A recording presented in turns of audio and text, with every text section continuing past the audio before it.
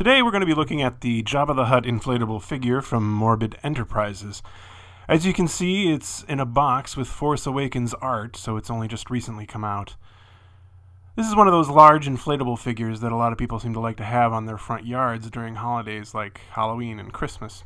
I've never had one of these before, but there's a surprising number of them available, even if you're just looking at Star Wars characters. Of course, with things like this, the focus tends to be on Darth Vader, Yoda, and the droids, so I was pleasantly surprised to see that they made one of Jabba as well. Let's see what it looks like. You basically just have to take it out of the box and plug it in. It inflates all by itself in around 2 minutes. I've sped it up a bit here. It says it can be used indoors or outdoors, and it comes with some stakes and cords that you can use to attach to the ground when using it outside. The fan has to be on at all times or it will quickly start to deflate, and it is a little on the noisy side, as you may be able to tell.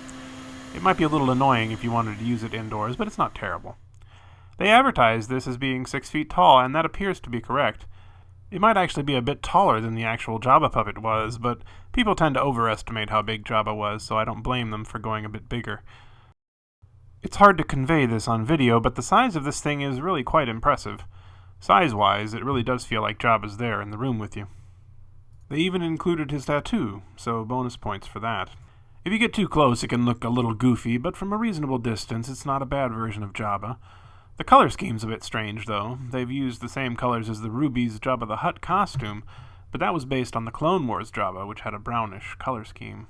It seems a little out of place for a Return of the Jedi Jabba. This does include a light-up feature, although it's a little underwhelming. There's a string with a few LEDs hanging down inside his torso. They're on all the time, but you can only see them when it's dark. This is how it might look in a dimly lit room.